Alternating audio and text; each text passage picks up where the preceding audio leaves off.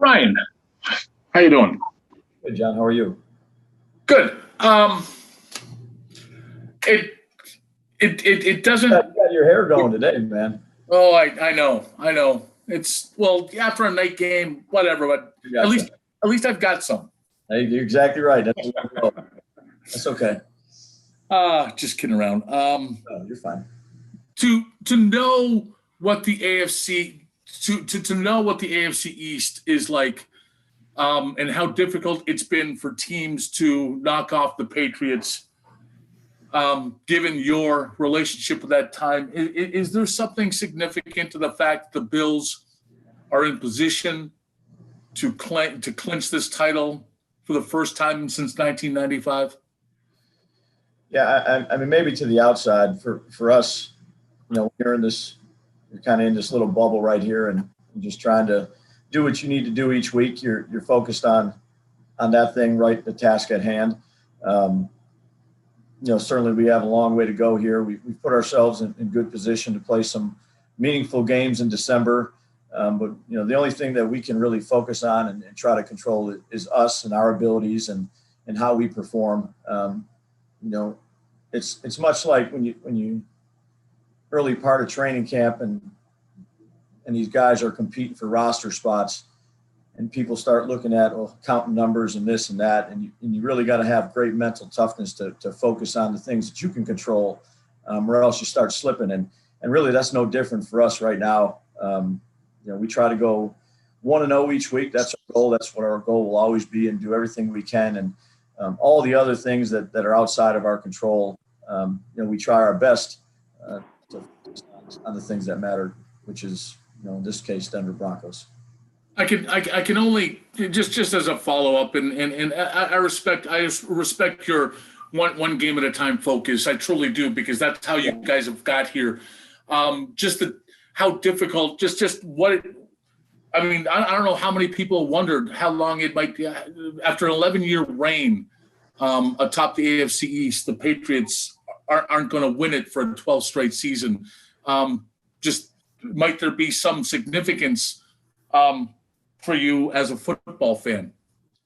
Well, obviously I'm a fan of this game, but I'm an employee, and as an employee, and something that's, you work so hard to get to these points where these games matter, and it's not easy. Believe me, it's hard. It's hard to win a game in this league, and our focus is on the Buffalo Bills and what we need to do. And I'm not trying to evade your question. I really appreciate it. It's just that's the reality of it, John. It's a tough business. It's a grind, and the more you concentrate on other things, the less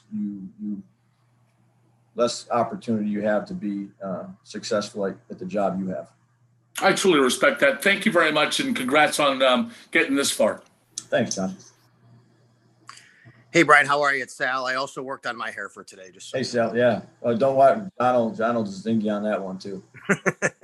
Hey, the halftime speech, the locker room stuff, I think it's always kind of a mystery to fans on, what goes on in there, especially when you come out and turn it around the way you guys did in this one. Can you kind of take us into the locker room a little bit at halftime yesterday, kind of what it was like, just, the adjustments that you made, just things that were talked about, stuff like that?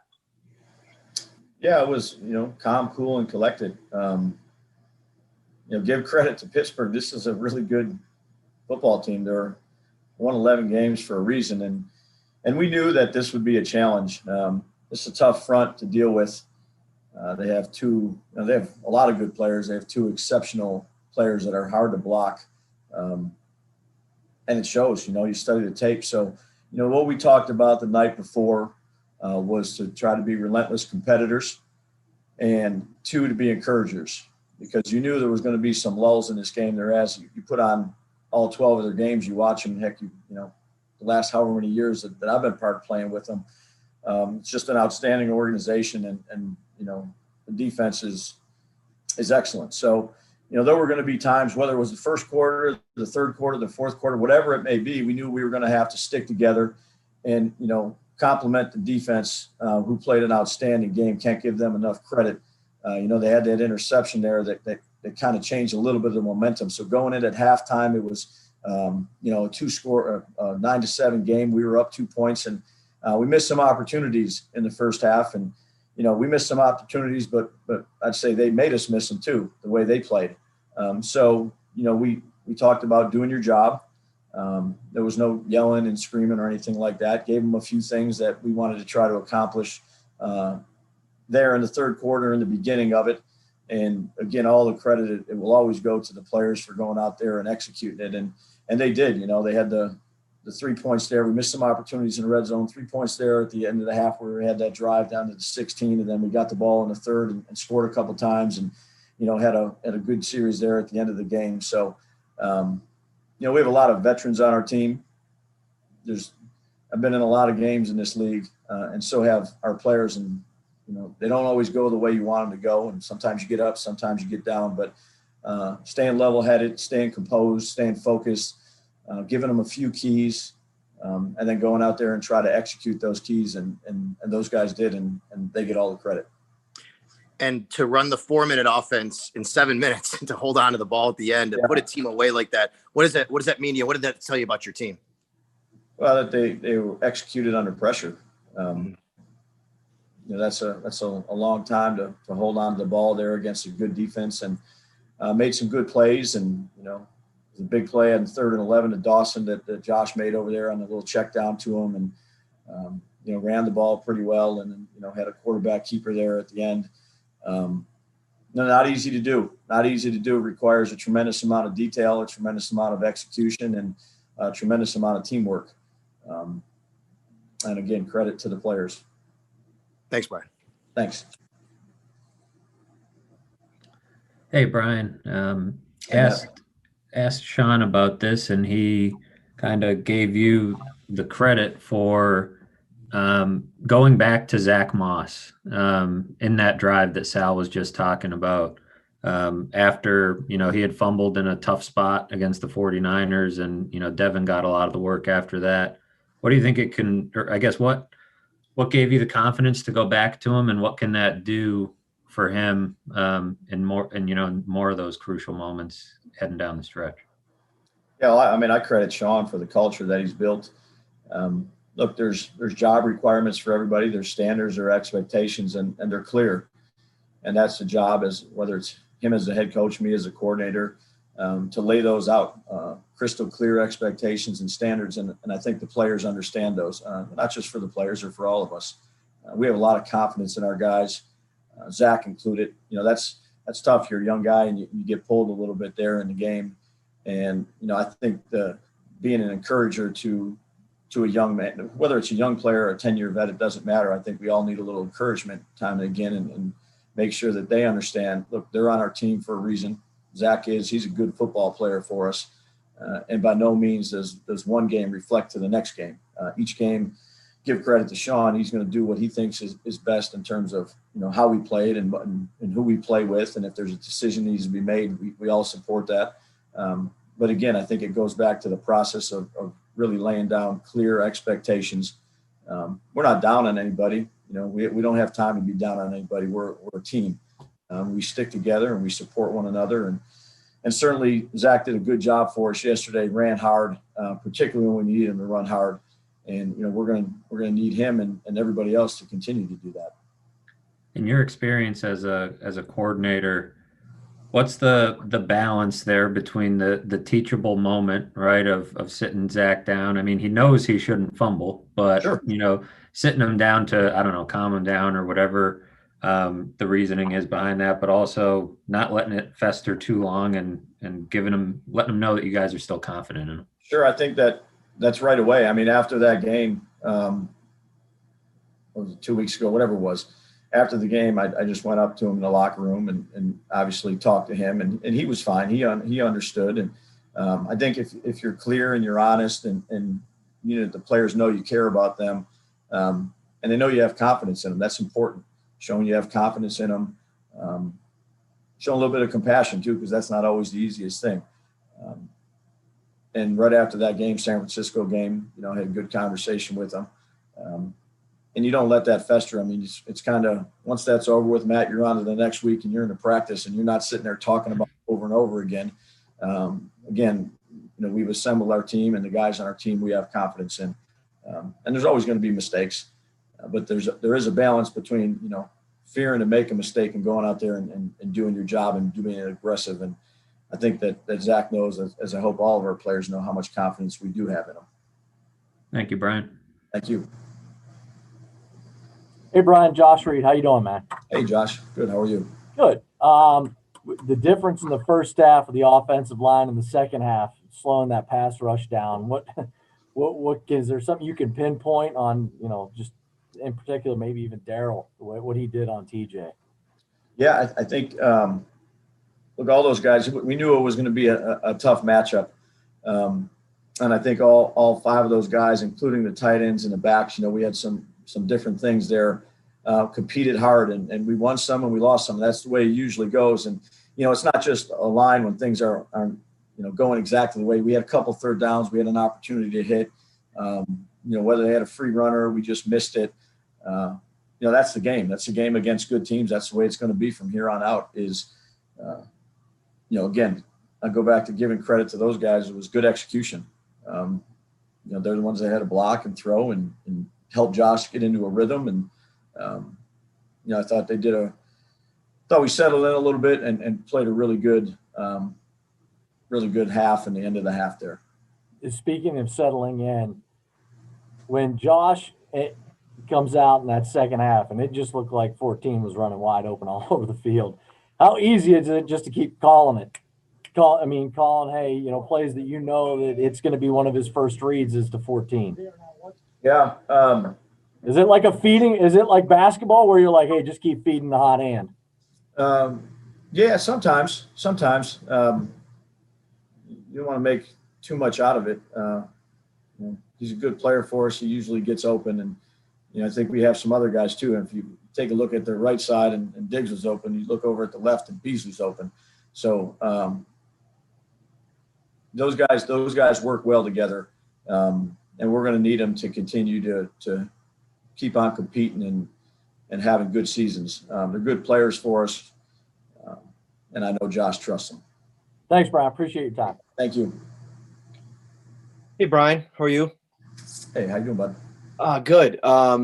Stefan spoke yesterday after the game about, how much belief and trust everybody around here has for him. And it makes him want to go out and, make plays for the team and be there for Josh. And, it seems like that was important to him when he came here, was building those relationships and building up that trust.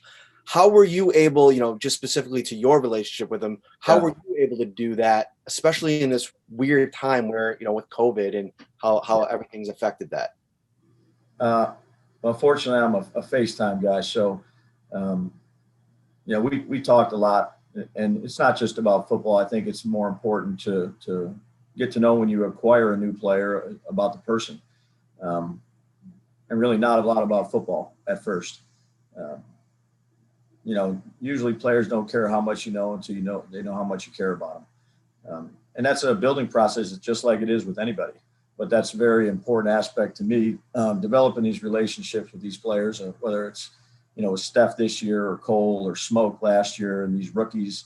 Everybody has different things that make them tick, that are important to them.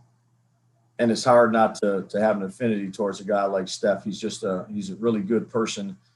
He's an excellent teammate for us. He's a leader. And that's coming in for the first year with all this COVID, sometimes it's hard for the guys that, whether it's traded or you sign as free agents, to come in here and develop a leadership role right off the bat. But he has that charisma about him and that fight dog in him that I think a lot of his teammates appreciate. I know I certainly do, and the coaches do. But again, getting to know the guy as a person first, and making sure he understands that I'm going to have his back through thick and thin is important. And he certainly showed us that he has ours.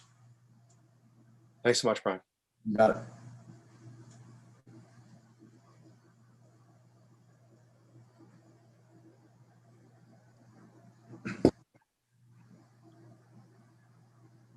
Coach Daboll, Mookie Hawkins, Warford Sports 1080. How's it going? Good, Mook. How are you? I'm good. First of all, Coach, I just want to congratulate you on a record-setting offense. Josh Allen at 35 touchdowns and Steph Diggs catching over 100.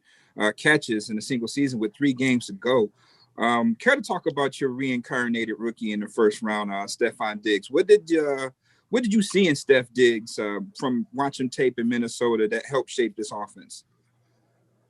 Yeah, we'll give credit to Brandon and Joe and Demo of doing their due diligence.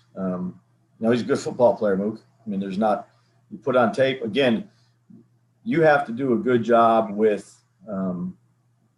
once you get them, you don't exactly know. You can watch them on tape and they look really good, and Steph does. But you have to fit him in, and you have to see what he does well in your offense. So then maybe there's some things that you don't have that you put in, or maybe there's some things you've had in it 10 years ago that you say, boy, we could use that again because of his skill set. Look, he's a good player. He's a really good receiver for us. And certainly we try to use his strengths to his strengths. But he's been everything you could hope for. Absolutely, Coach. And speaking of another rookie, Gabe Davis, how impressed have you been with his play, due to the absence of John Brown? Yeah, well, I've been pleased with Gabe since we got him. From the Zoom meetings when we're installing the offense to how he picked up multiple positions, not being in the building, but being on the computer and still picking all the stuff up. I wouldn't even say he's a rookie anymore. He's played a lot of football for us, and we're going to need him to continue to do that. He's improved. He's got a great group in his room to learn from with Smoke, Bees, and Steph. And he's got 2 really good coaches in Chad and Mark. And he's a highly competitive individual who we're happy to have. Absolutely, Coach. Keep up the good work. Good luck this Saturday. Thanks, Mook. Hey, Brian, Adam Benini. Hey, Adam. Hey, how are you? Good. You? I know that we had a couple, Josh and Sal kind of went there, but in terms of the adjustments you made at halftime, maybe even in terms of some X's and O's, if you'll go there for me, what changed to maybe offset that pass rush and what led to those 2-3 third quarter scoring drives? Yeah, well, they were still pass rushing pretty good. It's not like we just, stopped their pass rush. It's a pretty good pass rush, and we got the ball out, and we blocked them long enough to where we could get it to some of our guys, and Josh got into a little rhythm. It's, again, these halftime adjustments, sometimes they get blown out of proportion. You're trying to do that the entire game, Adam, from the first series on.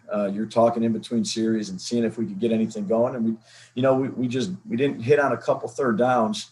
And then we had that turnover. There was a little bit of pressure in Josh's face, and the ball got turned over. So, it's hard to put points on the board if you're not converting on third downs and you turn the football over. It was just good execution by the guys. Josh did a good job.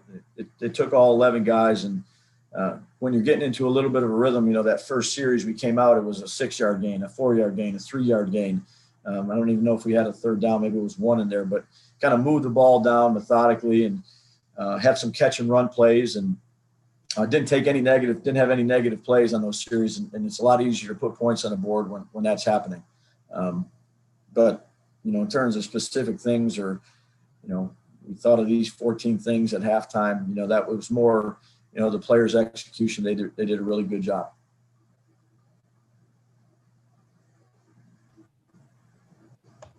Thanks, Brian. Appreciate it. Thanks, Adam.